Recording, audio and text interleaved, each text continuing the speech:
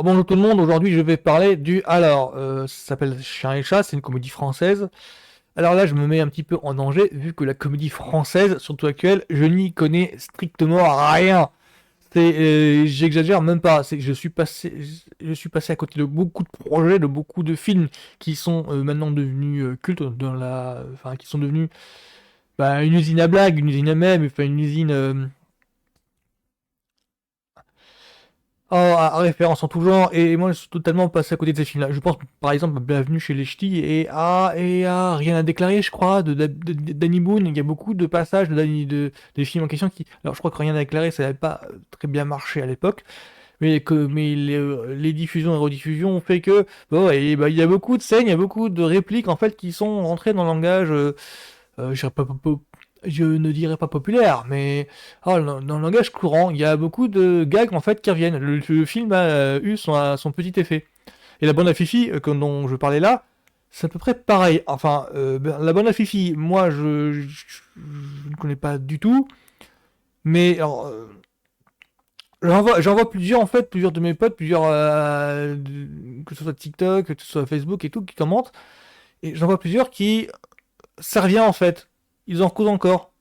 Alors moi, j'ai pas vu leur éclat, leur explosion. En me renseignant un petit peu, je me suis aperçu que c'était une troupe que l'on a vu naître dans une émission de Deniso. Je ne dirais pas le grand journal nulle part ailleurs. Enfin, c'est dans ces eaux-là. Là, je suis totalement paumé. Hein. Là, je l'avoue tout net, je n'ai.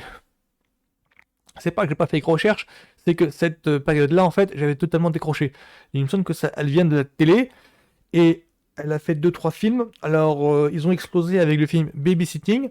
La bonne annonce de Babysitting, si je me rappelle bien, elle avait un air de on veut faire notre projet X à nous. Il y avait une grosse hype au propos d'un film américain qui s'appelle Projet X, où l'on raconte en fait des fêtes organisées via réseau Facebook qui commencent à émerger. Et en voyant la bande-annonce, ça me faisait cet effet-là. J'ai dit, ah tiens, ils sont en train de faire leur projet X, ils sont en train de plagier projet X. Et en fait, Babysitting finalement a réussi à trouver son identité, a réussi à trouver ses marques, et a réussi à être marquant. Alors que le film projet X, je suis pas sûr que ça marqué les esprits. Je crois que c'est un petit peu l'inverse qui s'est passé. Donc voilà, donc Chien et Chat, du coup, c'est de la bande à Fifi. Je ne connais absolument pas ces comédiens. Quoique, j'ai vu Nicky Larson et le parfum de Cupidon, je crois que c'est ça, l'adaptation de Nicky Larson par la bande à Fifi. Ça, je l'ai vu, ça m'a pas donné de souvenir impérissable. Enfin, il y avait des tas de trucs en fait dans Nicky Larson où je peux comprendre qu'on soit concerné, mais je peux comprendre aussi que l'on soit sous le charme. Ah, faut que j'articule mieux. Donc là, je vais regarder un petit peu Chat et Chat, et puis, ouais, voir un petit peu ce que ça donne. Avis à toutes les unités, le voleur du rubis s'est échappé par les toits. Ouais, il y a du buzz. Je m'en occupe.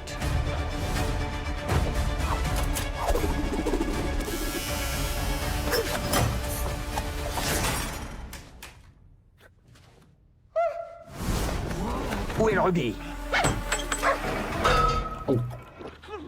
Ouais, c'est des gros potages, quoi. Je suis trop fan. Je peux prendre celle-ci? Non. Juste avec Diva. Pas mal. Arrête! Je veux juste qu'on fasse connaissance, y'a quoi? Ah, ok, d'accord. Je ne voyage pas en soute. Madame, C'est quoi le délire? énième fois, votre chat est en sécurité. Ah, je peux comprendre qu'il y ait des refractaires haters. Que le jeu hystérique des acteurs, ça se laisse. Hein. Allez, dépêche-toi si tu veux pas être son déjeuner!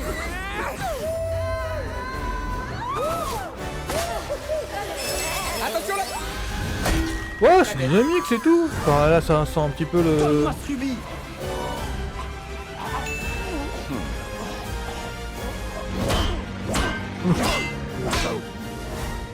14 février. Ouais, c'est. Bon, ça va se laisser regarder. Je vois un petit peu le délire en fait. Je vois un petit peu le délire, c'est gros. Euh...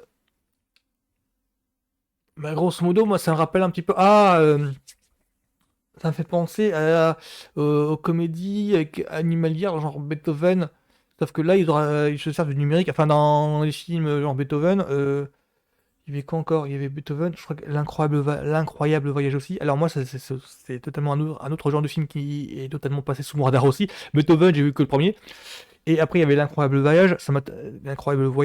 Et il me semble que c'est passé à un moment donné où j'étais déjà ado et ce genre de film-là, c'était ciblé, voilà, pour jeune public. Et donc du coup, je les ai snobés. Honte à moi, je sais. Et comme chien et chat, j'ai l'impression, enfin, comme chien et chat, comme chien et chat, c'est déjà un autre truc. J'ai déjà l'impression qu'ils veulent surfer sur, enfin, s'inscrire, parce que surfer ce genre de film, il est déjà passé de mode depuis longtemps. Ils veulent s'inscrire plutôt dans un genre qui, alors ma connaissance, ça fait longtemps qu'on ne fait plus de, quoique, à part pour les films animés, j'entends, dans genre Pixar, enfin, à part dans les genres films animés, j'arrive plus à trouver le nom du studio qui fait ça. Enfin, il me semble qu'il y avait des têtes. Il me semble qu'il y a un studio animé qui fait encore, et c'est pas Pixar, c'est un autre truc. Ah là ça échappe à mon domaine de compétences, hein. Et chien et chat là, j'ai l'impression que ça se veut. Ben, alors, si je comprends bien le pitch, c'est un film de casse où les deux héros du film, ce sont des animaux domestiques, un chien et un chat. Ça se résume à ça. Et donc, en grosso modo, les acteurs de. Bah, alors, du coup, je connais même pas. Dubosc, et puis l'autre, c'est Lachaud, c'est ça? Qui. Ben, que moi je connais pour Nicky Larson. J'ai l'impression que eux, ça va être des personnages secondaires. Mais comme les films animaliers, genre Beethoven ou la famille de Beethoven, c'est personnages secondaires. Et en fait, le héros du film, c'est le chien, c'est le Saint-Bernard.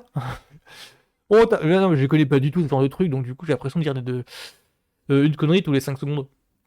Donc, bah, pour moi, je trouvais ça vachement dynamique. Il y a un ou deux gags potaches, donc ça a l'air d'être le trait de marque, ça a l'air d'être l'image de marque, enfin, la signature de la bande de Fifi, quoi. Enfin, ça a l'air d'être dans la mouvance de ce que fait la bande.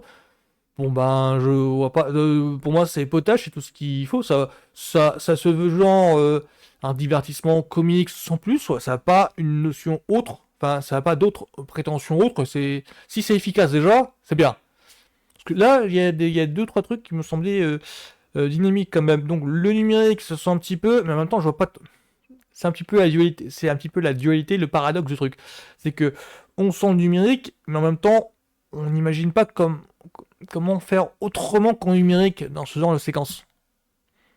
Parce qu'il y a beaucoup de films qui ont mal vieilli parce que on sent que c'est fait en bricolo et on sent qu'ils ont les contrats de tournage font que ouais ils pouvaient pas faire autrement. Là avec le numérique, c'est un peu choisir la voie de la facilité, mais le souci qu'il y a, c'est que comment faire ce genre d'image-là sans le numérique? C'est un petit peu ça le paradoxe, c'est qu'on sent le numérique, on sent que c'est fait en numérique, parce que là je pense à la fuite des animaux dans un tuyau, je crois, mais le problème c'est que, oui, mais comment vous pouvez faire ce genre de séquence-là sans user de numérique? C'est le paradoxe, c'est un petit peu un cercle vicieux.